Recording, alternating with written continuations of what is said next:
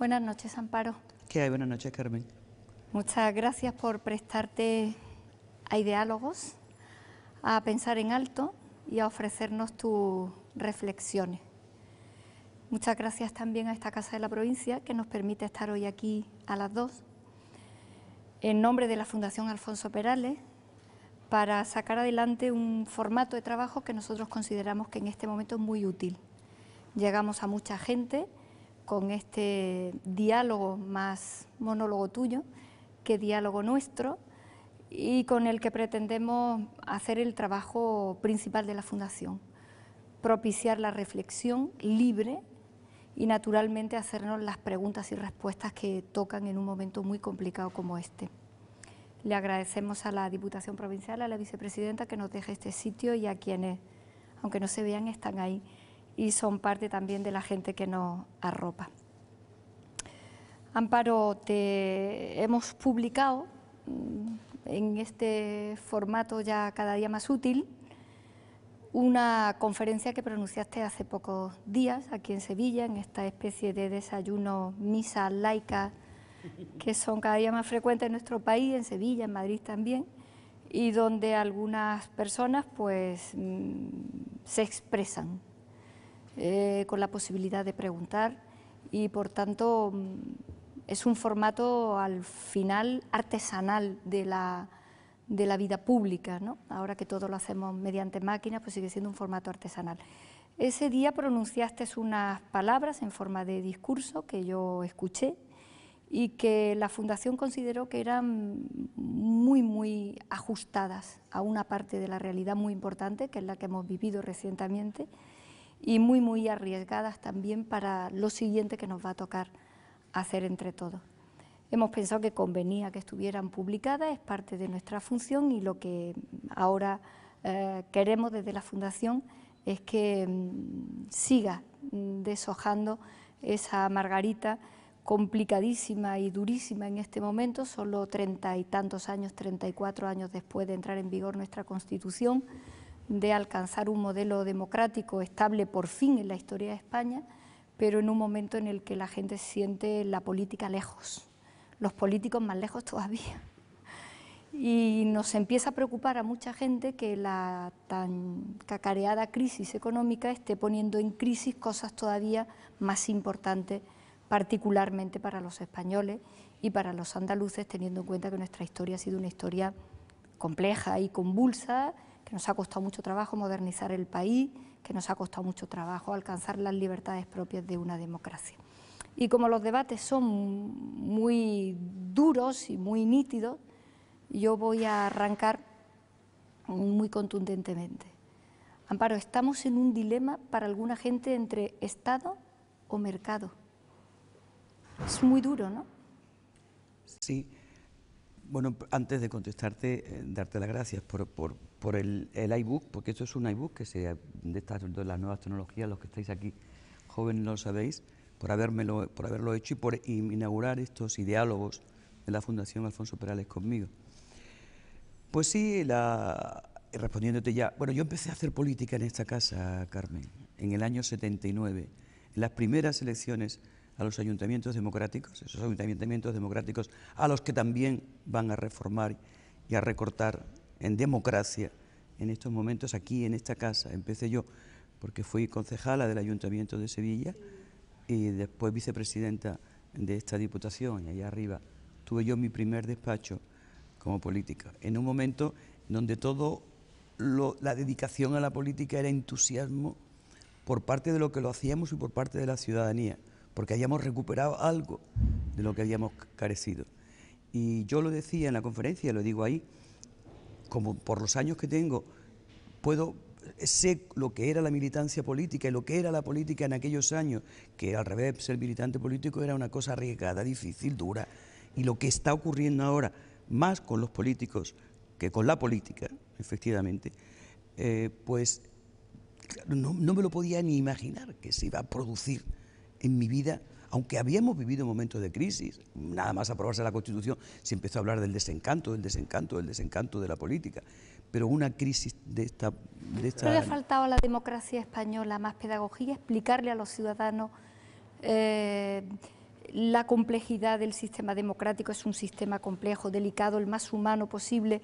¿No nos ha faltado pedagogía? ¿No ha ido todo muy sobreentendido al punto en el que ahora muchos ciudadanos casi desconocen el funcionamiento y naturalmente eso les tiene lejos del mismo? Seguramente sí, porque yo creo que una de las causas de lo que está pasando, una de las causas de la desafección de la política, aparte de que efectivamente los mercados prevalecen sobre el Estado, sobre la democracia representativa, aparte de eso está también que no hemos sido capaces de dar respuesta a los problemas nuevos que la gente está teniendo. O sea, la política no está siendo capaz de dar respuesta a los problemas de la gente. Entonces, a los problemas nuevos hay que darle soluciones nuevas. Y no hemos explicado por qué se hicieron las cosas y no tenemos en cuenta del salto generacional que se ha producido, de que la Constitución fue estupenda porque nos ha permitido el periodo de democracia más largo desde nuestra historia. Nuestra historia democrática no ha sido precisamente una historia modélica, ni nuestra historia constitucional, tú de eso sabes más que yo, menos. Entonces hemos tenido un periodo de democracia estupendo, largo, que nos ha permitido un desarrollo económico y un disfrute del estado del bienestar, de las libertades, de derechos que no habíamos tenido. No había habido democracia en España realmente hasta ahora, porque ni siquiera en el 31 se consiguió, las mujeres no alcanzamos la condición de ciudadanas, pero en un proceso convulso. Pero la gente más joven siente... Pero no lo saben. Exactamente, eso. La gente Claro. joven siente que este es su momento, Claro. Y que el sistema, sea cual sea, tiene que adaptarse también a las circunstancias que a ellos les toca. Te pregunto una cosa de hoy, de estos días. La propiedad privada no es un derecho absoluto, tiene muchas limitaciones, la función social de la misma.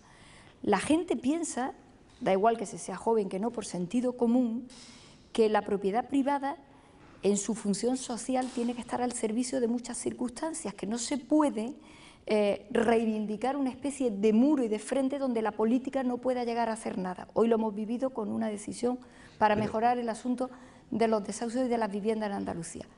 Hay que contárselo a la gente. Claro que hay que contárselo a la gente, pero si es que lo de la función social de la propiedad, creo que además era un pensamiento católico, si no recuerdo mal, de la Rerum Novarum, o sea, de una encíclica sobre la función social de la propiedad es algo no de ahora, sino es algo muy anterior a la Constitución. Lo que pasa es que la Constitución lo recoge. Por tanto, es un derecho constitucional. O sea, la propiedad no es un derecho inalienable, intocable, absoluto. O sea, que tiene limitaciones. Y una de las limitaciones que tiene que cumplir una función social. Y si esa función social no se cumple, la función de los poderes públicos, la misión de los poderes públicos es justamente adoptar las medidas para hacer posible que esa función social la cumpla.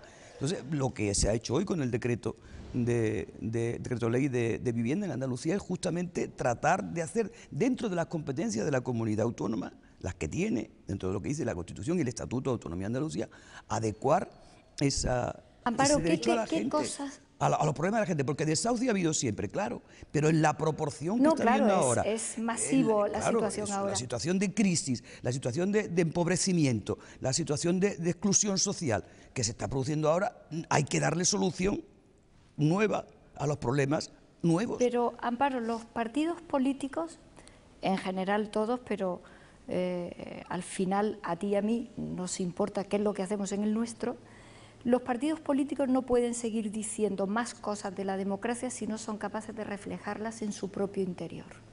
No se puede mejorar la democracia si no se hace más democracia interna. ¿Qué pasa con esto?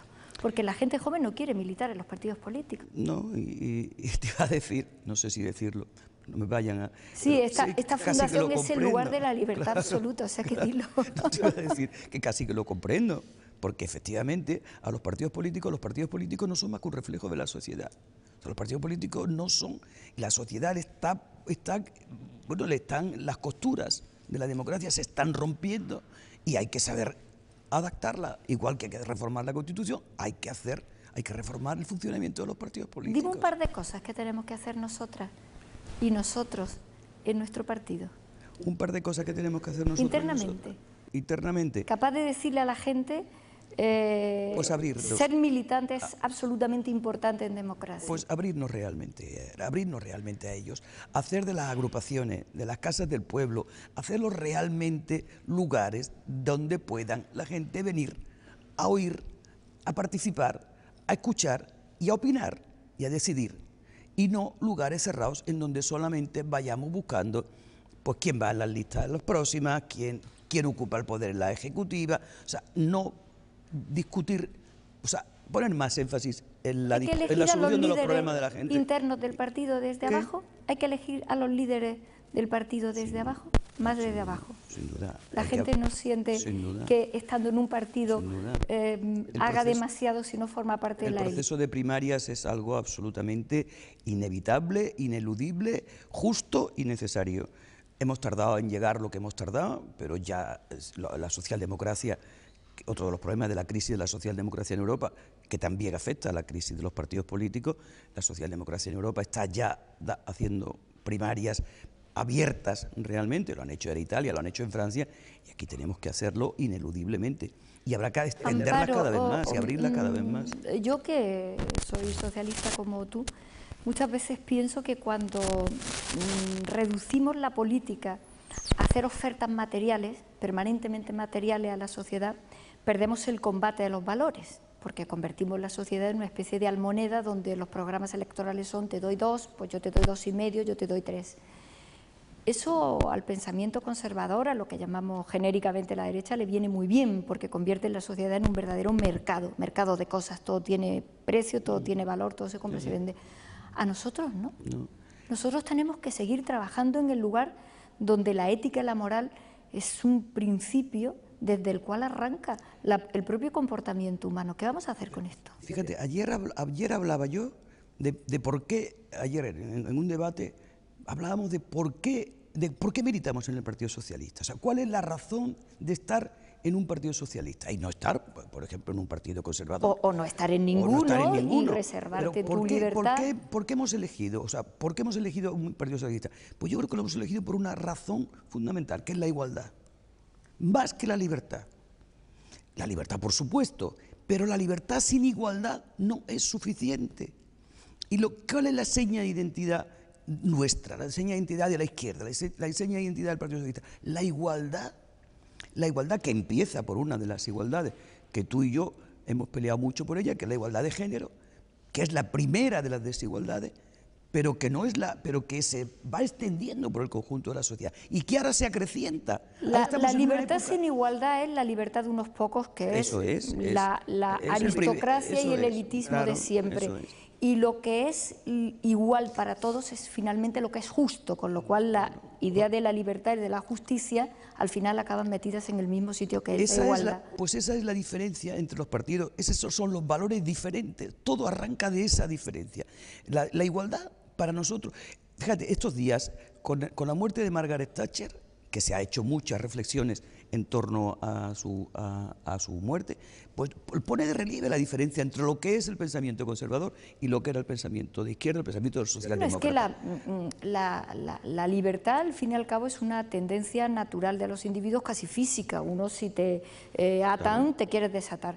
Pero sin embargo, la igualdad es un proyecto moral. La igualdad requiere un trabajo inmenso para empezar a creerte de verdad que tú eres igual a los demás y que los demás son iguales a ti.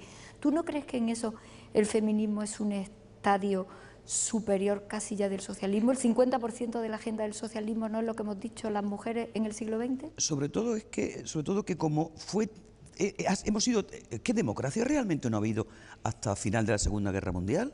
Porque no, es un ensayo, la democracia es un ensayo de la humanidad todavía. Es una cosa completamente reciente. Pero quiero decirte que hasta el final de la Segunda Guerra Mundial no se generaliza, y todavía quedaron países sin ello. Hasta que no se tiene la condición de ciudadanas las mujeres, hasta que las mujeres no pueden votar y ser elegidas, pues no tienen la condición de ciudadanas, con lo cual queda la mitad de la humanidad excluida de la participación política, con lo cual no había democracia. O sea que la democracia es algo muy, muy, muy reciente.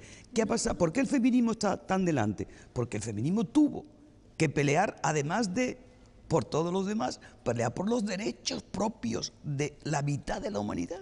Por eso el feminismo tiene ese arraigo igualitario Es un pensamiento igualitario, claro, radical, en el buen sentido de la palabra radical, va a la raíz de la desigualdad, que es la de nacer hombre o nacer mujer. Por eso, en este momento de las desigualdades, aunque el feminismo ha desaparecido, como habrás visto, ha desaparecido bastante del discurso político, agobiado por otros discursos mucho más necesarios, probablemente, seguro, el problema del desempleo, el problema de la pobreza, el problema de la exclusión, todo el problema de los desahucios, todo el problema del día a día, de la crisis económica brutal que estamos viviendo, el discurso feminista ha pasado a un segundo término, pero sin embargo es la raíz, la esencia de esa desigualdad que está creciendo. Porque el problema es que las desigualdades, como consecuencia de la crisis, están creciendo las desigualdades. Y por eso el feminismo es tan lúcido a la hora de haber visto que la desigualdad existe. No tendríamos que insistir todos mucho, y cualquiera que tenga un pequeño espacio de influencia más todavía, en que la novedad de lo que nos está ocurriendo en términos políticos es que no es lo mismo criticar a la dictadura y en dictadura donde uno es irresponsable de lo que ha ocurrido, que esta novedad, esto es nuevo en la historia, criticar la democracia, porque es la primera vez que hemos vivido en democracia y criticamos democracia. No convendría que insistiéramos mucho en el elemento fundamental de esta situación, y es que no hay nada detrás de la democracia y no hay nada que sea alternativo a la democracia. No hay nada detrás de la democracia, o mejor dicho, detrás de la democracia lo único que hay es la tiranía. Claro. ¿No convendría insistir mucho en esto? Sí, convendría mucho insistirlo. Fíjate, es que no se puede estar hablando del pasado siempre, porque la gente tiene derecho al presente y al futuro, sobre todo los jóvenes. Pero los jóvenes sí tienen que saber, las nuevas generaciones, cuando tú decías, no hemos explicado bien las cosas, pues seguramente no. Las nuevas generaciones tienen que saber qué ocurrió con la crisis del 29, pero no para atemorizar a nadie. Porque, no, porque la historia enseña. Para decir, mirar con la crisis del 29 lo que pasó. O sea, la crisis del 29 dio lugar al fascismo y al nazismo con los votos de la gente. Pues sí, Hitler llega en el 33 ganando unas elecciones y eliminando las instituciones luego. Y Mussolini fue militante del Partido Socialista Italiano en sus comienzos. O sea que cuidado. Y que fue una crisis económica tremenda la que provocó eso. Y yo no quiero decir eso para que asustar a la gente, no. Es para decirle a la gente, es que no hay nada después no hay más de la democracia. Y cuando cae el muro, ha sido otra de las consecuencias. ¿Qué ocurre con la caída del muro? Que es el fin de un proyecto político que se pensó que podía ser, que fue el proyecto comunista. El hundimiento del comunismo probó que solamente hay posibilidades de que haya un sistema democrático con que haya reparto, distribución, crecimiento y vuelta a lo que decían. Pero mira, Amparo, hablando ahora mismo de esto último, la caída del muro de Berlín y sobre todo el final de la órbita soviética y de la propia antigua Unión Soviética pone de manifiesto que aquello fue un fracaso, que la idea de construir la sociedad sin libertad y sin democracia no era posible. Pero ¿no tendríamos que decir ahora también, para ser justos, que esta crisis que tenemos, que se genera en esos elementos etéreos de la especulación financiera, de un modelo de hacer banca que se lo ha llevado todo por delante, ¿no tendríamos que decir que el capitalismo, en una parte notable, también acaba de fracasar en este momento y que tenemos que volver a barajar otra vez y a repartir las cartas? Sin duda. ¿No lo tenemos que decir la gente de izquierdas esto? Porque la derecha, acaba de morir Margaret Thatcher y lo primero que nos han recordado es que ella fue el bastión con Reagan frente al comunismo. ¿No tendríamos que volver nosotros a decir que esto, llegado un momento grave como esta crisis, tampoco da respuesta? Pero no solamente fue el bastión frente al comunismo, fue también más grave. Sí, fue mucho más grave. Fue la que empezó a acabar con el estado del bienestar. No se ha recuperado. En el Reino Unido no se ha recuperado. En educación y en sanidad no se han recuperado todavía. Pero no tendríamos que decirlo. Europa no se ha recuperado. Europa todavía está arrastrando las consecuencias. Europa y América y Estados Unidos están todavía con las consecuencias de la política de Thatcher y la política de Reagan, que son cosas que no hemos percibido, porque aquí no hemos percibido porque hemos ido viviendo, mejorando nuestro nivel de vida, estableciendo el estado del bienestar con más retraso, y no hemos vivido las consecuencias de lo que nos está pasando tiene su origen en la política conservadora de Thatcher y de Reagan. Tendríamos que hacer un discurso hasta cierto punto de frente contra el capitalismo. Claro, del capitalismo especulativo. Capitalismo especulativo el mercado financiero, sí, pero el capitalismo salvaje. no. Claro, mercado sí, pero capitalismo no. Especulativo, de este modelo. Claro, el capitalismo especulativo, salvaje, financiero. Y además, quien nos están dictando las reglas de nuestra vida, de nuestra convivencia, instituciones no representativas. Porque quien decide los recortes, lo que tenemos que hacer, lo que son instituciones pero, Amparo, que no nos representan. ¿Y la política ahí en medio? Ya ves. No, te lo pregunto con una sensación muy dura por dentro. Nosotros hemos cometido errores como partido y hemos ayudado mucho a la modernización de este país en todo lo que hemos podido. ¿Qué va a ser de la política? Porque la gente que tiene un trabajo, la gente que no tiene dinero especulando, la gente que no está en bolsa, la gente que no cree en su último fondo personal, que es que se merece más dinero y vivir mejor que nadie, sino que piensan que la vida es una mezcla de asuntos materiales, pero también de otra serie de cosas que te dan la felicidad en la vida, que no es solo el dinero. Esa gente normal, que somos la inmensísima mayoría, ¿qué vamos a hacer? ¿Qué hacen? ¿Qué piensan ahora en la política? Porque la política no ha parado esto, no lo ha visto venir. ¿Qué ha pasado? La política no puede ir resolviendo problemas por detrás, la política tiene que ir por delante. Pero fíjate que yo por eso no creo que haya tanto desapego de la política como de la forma en cómo hacemos la política, que es lo que tú estás diciendo, que es lo del medio. O sea, porque la gente está al revés, más interesada, y las encuestas lo dicen, la gente está ahora más interesada por la política, que bueno, y los movimientos sociales están ahí, el 15S, el 15M, el 25S, la plataforma de los desahucios, o sea que la sociedad se está moviendo al margen de. Entonces, eso también, eso está bien, porque demuestra que no estamos dando respuesta los partidos políticos tradicionales a los problemas de la gente, pero hay que saber encontrarnos, otra vez, encontrar el medio, como tú decías. Porque no ocurre sino, vamos a una situación como la italiana, acaban de hacer unas elecciones y no tiene solución, porque el movimiento de Beppe Grillo, pues ellos dicen que no le llamen diputados sino ciudadanos, porque ellos son ciudadanos como en la Revolución Francesa. Sí, pero así empezó Robespierre. Claro, por eso digo. Y además, ¿y qué? Y entonces, ¿para qué los han votado? Si ahora no pueden hacer, o sea, democracia directa o democracia representativa. Pues mire usted, democracia representativa, pero realmente representativa. Es decir, que realmente represente a la gente. Bueno, se puede reforzar con muchos elementos de democracia directa. Claro, por eso digo. ¿Sabes que acaba de proponer la presidenta de Argentina elegir los jueces de su Consejo General del Poder Judicial mediante votación popular? No lo había visto nunca esto, tú y yo que sabemos de este tipo de cosas, lo acababa de ver antes de ayer en la prensa.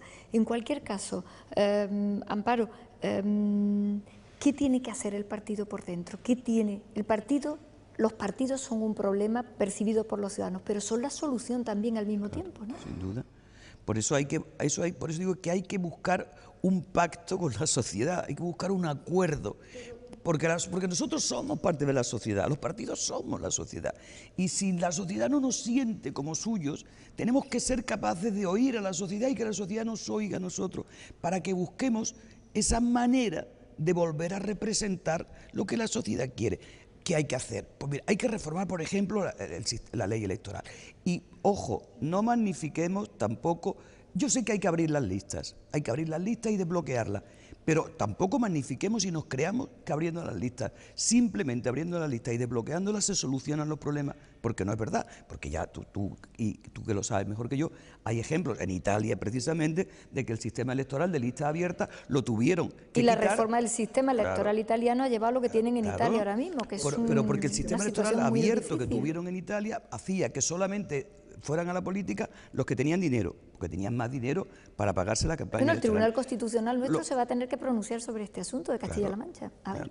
Sobre la reducción de la política. O sea que hay que buscar, hay que reformar. De todas formas hay que hacer una reforma de la ley electoral ineludible, porque está la falta de proporcionalidad, pero la falta de proporcionalidad no significa incrementar el número solo de diputados, que yo creo que no hay que, esto a nivel nacional, no hay que incrementarlo. Lo que hay que hacer es circunscripciones más reducidas, Lo que no puede ser es que las circunscripciones Amparo, electorales sean tan amplias. no tienen que tener los partidos políticos, todos, el nuestro también, El no nuestro tienen que primero. tener controles internos para que los ciudadanos no se levanten una mañana y se encuentren algunas personas imputadas, encausadas o directamente acusadas de delitos de corrupción y que los partidos no se hayan dado cuenta. Sí. Esto no es posible. Los ciudadanos tienen que pensar que esas son organizaciones en las que hay mecanismos de control interno. Siempre se puede escapar a alguien, siempre hay algo que humanamente no se puede resolver.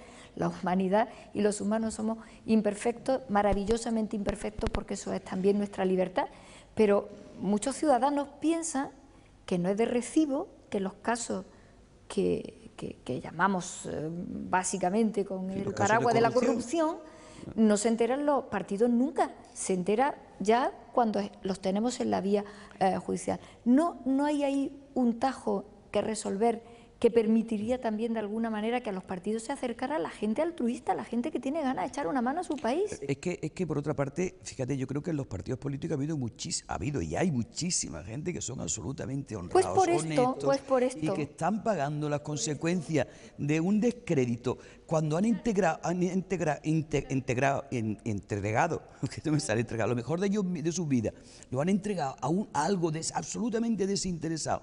Han hecho posible la militancia política, ha hecho posible estos 35, casi 35 años de democracia en este país. Y a mí me duele tanto que estén pagando con el desprestigio que existe ahora, por la corrupción existente, que estén pagando ellos, que han entregado lo mejor de su vida al resolver los problemas de la gente. Es muy injusto, es que no solamente el delito que comete la persona que lo cometa, que si el sistema de administración de justicia funciona, pues se paga. El problema es que le roba literalmente el trabajo y la honestidad por uno a 1000 compañeros y compañeras de cualquier partido que han estado en otras condiciones. Pero fíjate, esto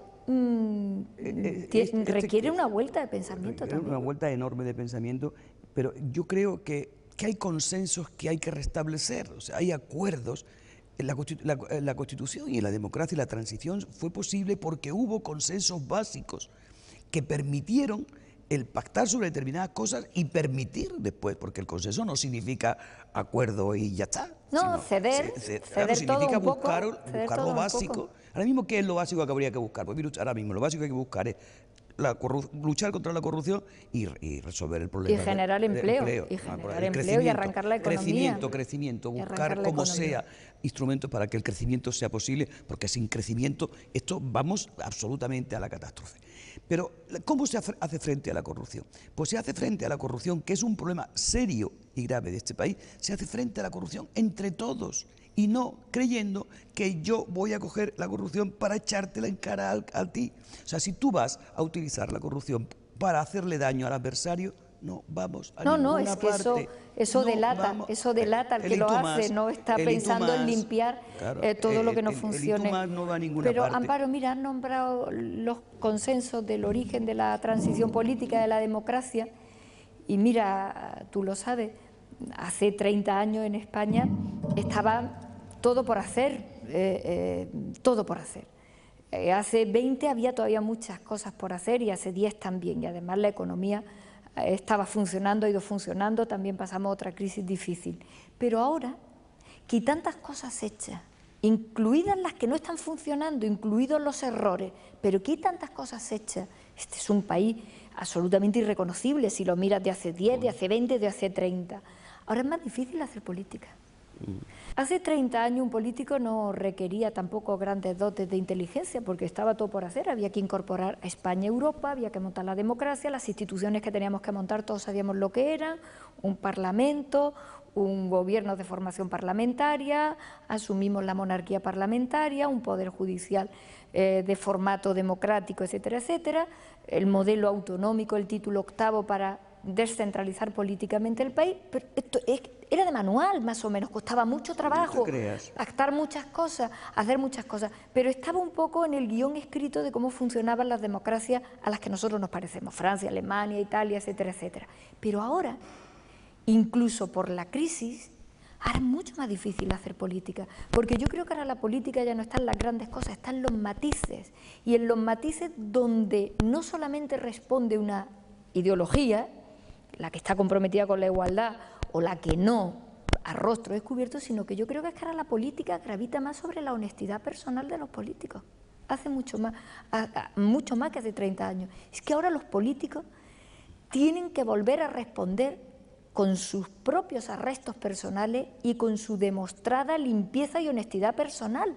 No porque antes no lo fueran, sino porque antes era todo un entramado de cosas por hacer y economía funcionando, donde todo era mucho más fácil. Incluso la gente estaba un poco más retirada de la política y, como tú decías antes, había muchos militantes a las 5 de la tarde en las sedes de los partidos, en la nuestra, debatiendo sobre la educación, mientras que los ciudadanos normales pues estaban a lo suyo. Yo creo que ese es el cambio que se va a producir. Los políticos tienen que responder ahora mucho más personalmente. Yo creo que lo que pasa es que en este momento es muy difícil hacer eso, pero yo, por ejemplo, que me he dedicado toda mi vida a la política, menos unos años que he tenido un despacho profesional, y eso lo sabe todo el mundo, donde menos dinero se gana en este país sí. Es en la política. O sea, sí, aunque la gente piense otra cosa. Ahora, en este momento no. Por eso digo que es muy difícil hacer este discurso en un momento de crisis como este. Porque ahora mismo no. O sea, ahora mismo tú dices que los políticos españoles son los menos pagados, los peor pagados de toda Europa, pues la verdad, que es verdad. La verdad. Pero a cualquiera, y si cuánto gana un diputado, dice 3.000 euros, y dice, qué barbaridad. Ya los quisiera cualquiera, claro, para efectivamente. Por eso digo que es un debate imposible ese ahora mismo. Ahora mismo no hay más debate que el económico, el crecimiento, el desarrollo económico, el preservar el estado del bienestar, el mantener los derechos conseguidos, que los que no sabíamos lo que no era, el que siga habiendo justicia y no caridad. Claro que ahora tiene que haber caridad, porque la gente necesita. Sí, porque la situación es extrema. Pero por eso digo que eso es un debate imposible, hasta que no se salga, y a eso hay que salir, porque la crisis es económica y política. Entonces, efectivamente, los políticos ahora tienen que responder de otra manera distinta. Tienen que responder de otra manera distinta. Y en el futuro también. Yo creo que en el futuro también, porque la gente va a afinar mucho y va a pedir a los políticos solvencia personal, honestidad, etcétera, etcétera. Es que esa yo creo que la han tenido. Amparo, dime una cosa, elígeme una de las muchas. Te conozco desde hace mucho tiempo para todo el partido, eres una persona con criterios muy fundados y eres la presidenta del partido, o sea que lo que tú opinas también tiene que ver con nuestra ejecutiva regional. Dime una cosa, la que más te esté doliendo de esta situación en Andalucía. Elígeme una. Me elijo una. Elígeme. El paro y la exclusión social. El paro, la falta de perspectiva, y los jóvenes. El problema de los jóvenes y el problema de esta exclusión social, de esta desigualdad, de este incremento de la pobreza, de algo que nos había costado tanto romper, y que no le estemos dando perspectiva a los jóvenes, que los hemos formado, que los hemos preparado, que les hemos dicho que el futuro era suyo y que ahora les hayamos cortado. Tú sabes que la Fundación estamos con ellos? Preparando una línea de trabajo. Nosotros somos una cosa modesta, además en esta nadie cobra nada, todos trabajamos por romanticismo.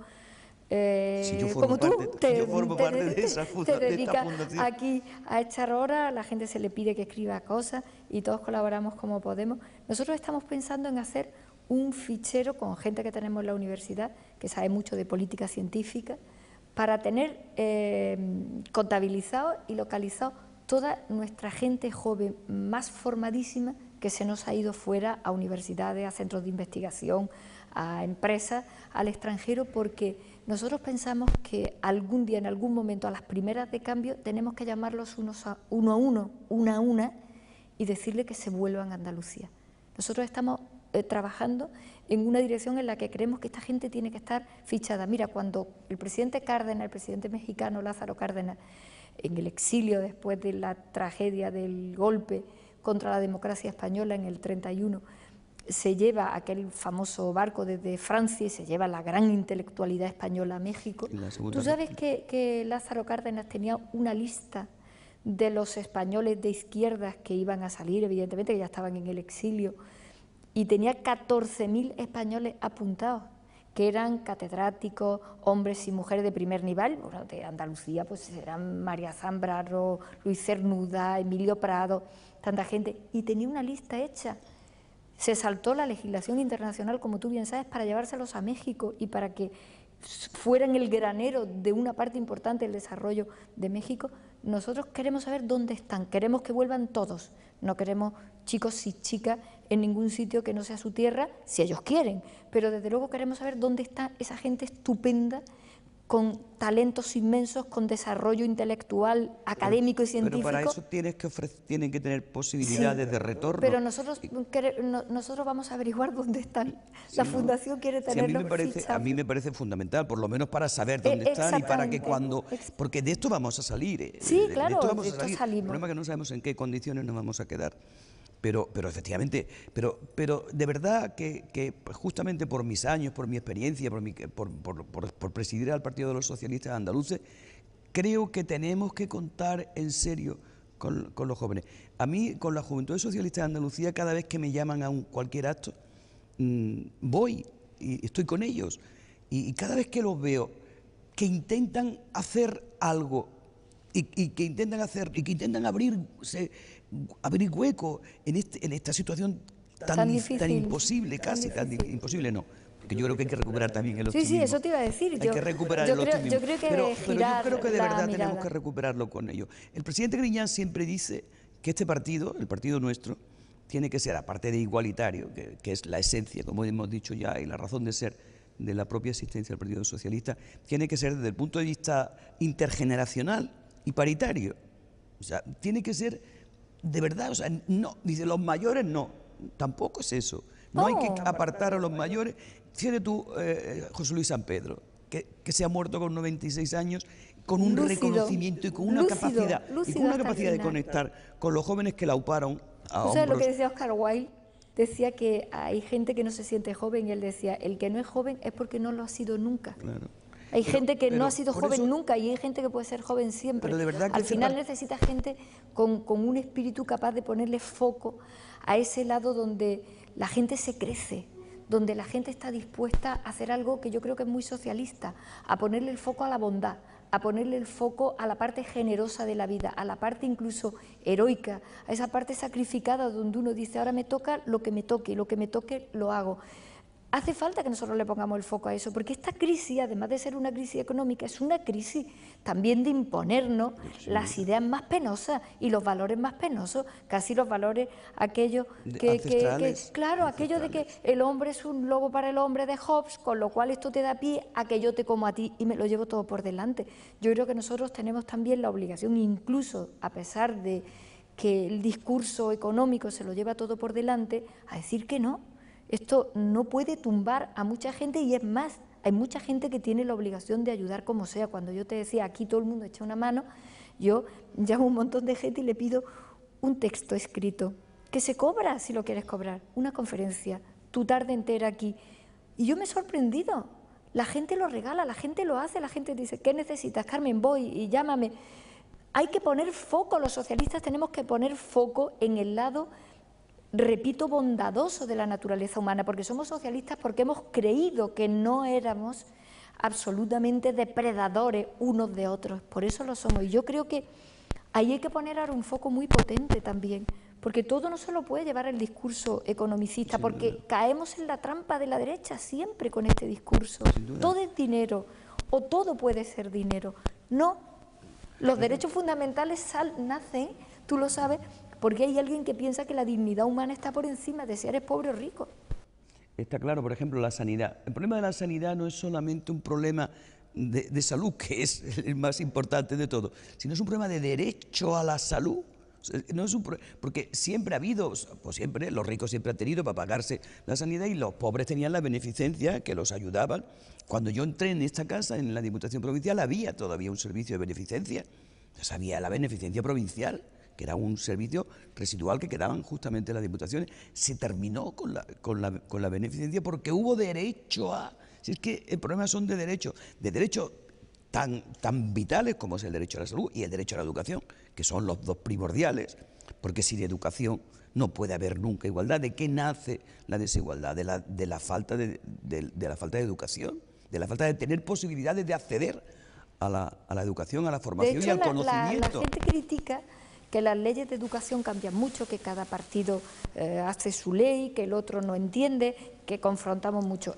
Seguramente llevan una parte importante de razón. Yo creo que los sistemas educativos tienen que ser un poco más estables. No entendemos que es que en la educación nos va la democracia y que es que las ideas políticas de un ser humano están asentadas sobre la idea de la educación. No puede haber... El modelo de persona, el modelo de libertades, el modelo de formación que le quiere atribuir a ese modelo de persona. Pero eso no nos exime. Amparo, ¿tú crees que nosotros... Ahora vamos a tener que modificar esta ley de educación que van a aprobar dentro de todo. ¿Tú crees que tendríamos que dar un paso al frente cuando se pueda? Con mucha gente, no solo con los que somos militantes, con nuestros votantes, con más gente, necesitamos mucha más gente. ¿Tú no crees que hay que pegarle una mirada muy refrescante y muy puesta al día a la Constitución y tocarla en algunos sitios? Sin duda. Es que el salto generacional necesita, o sea, la Constitución, si lo empecé a decir al principio, en uno de los momentos, la Constitución esta ha sido magnífica, nos ha durado muchísimo tiempo, pero la Constitución no está escrita en piedra, no puede ser algo. La Constitución ha demostrado que tiene problemas y que hay que tocarlo, que tiene problemas, que tiene cosas que no se adaptan, que no sirven para dar respuesta a los problemas de hoy. Por ejemplo, hemos hablado antes de la reforma de la ley electoral. Hay que modificar la ley electoral, pero no basta con la ley electoral. Hay que modificar la circunscripción electoral. Y si modifica la circunscripción electoral, tienes que reformar la Constitución. Y es evidente que la reforma de la Constitución es como es, pues se modifica, todos los países democráticos han modificado la Constitución. Cuando tú decías, el Estado de la Autonomía, el Estado de la Autonomía no supieron cuando la redactaron ni siquiera lo que iba a ocurrir. No, si sabemos para dónde iba, sí, no sabemos cómo iba a terminar. Ni a dónde iba, ni que iba a haber este Estado de la Autonomía, ni nada de nada. Había dos formas de acceso a la autonomía y Andalucía además marcó el camino. Andalucía que el 28 de febrero marcó el camino. Y de facto tenemos un Estado federal, imperfecto, con dificultades, pero un Estado federal. Pero ahora, ¿qué hay que hacer? Reformar la Constitución para hacer de jure un Estado federal, corrigiendo los problemas que tiene, que como tú sabes mejor que yo, son básicamente tres: la distribución competencial, la financiación autonómica y el Senado. Esto por resumir mucho, pero vamos, son los tres básicos, como muy bien explicáis, en el primer libro de la Fundación, que ha sido además una aportación esencial. Igual que Andalucía hizo una aportación esencial con el 28 de febrero, yo espero que Andalucía haga esa propuesta de reforma federal. Del modelo claro, que ahora la gente dice, ¿y cómo vaya a meter en una reforma de la Constitución y en una reforma del Estado para hacer un Estado federal con los problemas? Pero si es que los problemas los da el modelo, resolvamos el modelo. Por eso, el problema es que porque las normas por sí solas no permiten resolver los problemas, porque el Código Penal está ahí, dice no matará, y la gente va y mata, y la gente dice, el Código de la Circulación está ahí, dice no puede ir más a 120, y va la gente y se salta a 120 y atropella, lo cual no quiere decir que no haya que seguir haciendo normas, corrigiéndolas y estableciendo mecanismos de control para evitar que se incumplan, que se infrinjan y que se vayan a la porra. Pero eso es el funcionamiento del ser humano, que como tú dices, es lo más perfecto dentro de la imperfección que existe. Amparo, pero hay que modificarlo. Fíjate, con la sí, tú y yo somos capaces de hablar, no sé si los tenemos ya absolutamente aburridos. Con la experiencia que tienes y con lo que nos gusta a las dos el debate intelectual, nos quedaríamos mucho tiempo. Yo me quedaría mucho tiempo, pero yo tengo la suerte de poderte llamar por teléfono cuando quiero y hablar contigo y encontrarme muchas cosas contigo. Quiero que hagas la reflexión que tú quieras al final, pero te diría una cosa. Haz una llamada a la gente que sea valiente. Nosotros sabes que en la Fundación, esta es una fundación que nos ha entregado un grupo de gente y modestamente en la parte que me toca a mí llevarla, el secretario general de nuestro partido, José Antonio Griñán, y nos la ha entregado con un criterio: valientes, valientes, valientes para hacer cosas. Tú siempre lo has sido en muchas cosas. Yo te recuerdo de profesora mía de Derecho Administrativo. Fíjate que te recuerdo. Di una última cosa que yo te pido que sea valiente. Pues, fíjate, yo antes de decirte una cosa valiente iba a decir, hablándote de esa necesidad de diálogo, de diálogo con la gente y con la gente joven, para mí me ha servido mucho las redes sociales, sobre todo Twitter, porque yo he encontrado la posibilidad de comunicarme con gente joven. con gente de otras generaciones que me dicen muchas cosas que yo digo, yo hago una reflexión y me contestan, o ellos hacen una reflexión y me contestan. Y eso es un mecanismo de comunicación absolutamente nuevo y diferente, que a mí me satisface que con mis años haya sido capaz de establecer ese mecanismo de comunicación. ¿Y qué tenemos que hacer? Tenemos que plantar cara a la situación tal y como está. Tenemos que ser optimistas, porque el pesimismo no nos conduce a ningún lado. Ser conscientes que vamos a salir de esta con el esfuerzo, con la voluntad y con el trabajo de todos y de todas. Lo hemos hecho en otros momentos más difíciles. Con ETA matando más de 100 personas al año. Con momentos mucho más difíciles. Hemos pasado crisis tremendas. Hemos hecho... Esta es horrible porque además no es solamente española, sino que es europea. Tenemos el corsé para bien y para mal de Europa y no nos podemos mover. Más bien, ya está siendo para mal. Europa que nos ha dado tanto, que nos ha permitido tanto y que afortunadamente nos ha permitido que la crisis nos coja con toda la infraestructura hecha, porque si esto no llega a coger sin la infraestructura hecha, sin los hospitales, sin la escuela, pues ya para que apague y vámonos. Pero todo eso... Ahora mismo Europa, que ha sido nuestra solución, ahora está siendo el problema. El problema de Europa tiene que resolverse haciendo una política, una Europa política, no solamente una Europa económica, que solamente haga déficit, sino que tenga en cuenta a la ciudadanía. ¿Qué hay que hacer? Buscar, y yo estoy segura que lo encontraremos con optimismo, el que esto se va a acabar, que otro mundo es posible, que otra sociedad es posible y que no todos somos iguales. De verdad que a mí eso me produce un tremendo dolor cuando todos somos iguales. Y yo comprendo que mucha gente lo piense, yo lo comprendo que lo piensa, que mucha gente lo piensa. Y cuando dicen mucha gente, ¿por qué no habéis hecho antes esto o lo otro de más allá? Pues porque no se puede, no se ve, no se sabe, o porque nos equivocamos y porque no hemos sido valientes en los momentos que había que serlo. Porque, lo repetimos una vez más, la reforma esa de la Constitución que hicimos en aquel agosto fatídico hace 2 años, pues fue un error absolutamente descomunal. Lo vimos, no fuimos capaces de gritarlo y de decir no. Es verdad que es muy fácil ver las cosas cuando ya han pasado, ¿eh? Ojo, que también tampoco juzguemos siempre. Cuando esto ha pasado, ya todo facilísimo. Yo, ¿qué hubiera hecho? Habría que haber hecho esto. Claro, cuando ya ha ocurrido, es muy fácil decirlo. El problema es saber decirlo cuando está ocurriendo. Hemos cometido errores, lo hemos pagado con donde se paga en política las cosas, que es en las elecciones. Las elecciones nos han dado un fuerte varapalo, del que tenemos que aprender a que ser de izquierda es algo más que una palabra, que ser de izquierda es pelear por esos valores, por esa concepción de la sociedad, por esa concepción de la igualdad, de la libertad y de la solidaridad hechas en el siglo XXI, a mediados del siglo XXI. Es recuperar esa igualdad que nos están arrebatando. Hay que hacerlo como sea, porque la libertad la vamos a preservar, pero la igualdad más también, o con ella. También. Muchas gracias, Amparo. Gracias a ti, ¿Va Carmen. a volver otro día? Cuando tú quieras. Tú Muchas sabes gracias. que para tú y yo hablar no necesitamos mucho. Muchas gracias por todo el rato que nos gracias. has dedicado, y suerte, le vas a dedicar a todos los que nos ven. Suerte en la fundación, que sé bueno, lo que trabajas. Yo le dedico todo y sé que, puedo. Vas. Y además está bien que tiene gente joven en la fundación. Mucha gente muy buena. Que van buscando además otros instrumentos de las nuevas tecnologías diferentes para que podamos acercarnos a la gente. Es un espacio que la gente nos vea cercanos. Que la gente nos vea cercanos. Al que convocamos a todo el mundo y hoy a ti muy gustosamente para mí.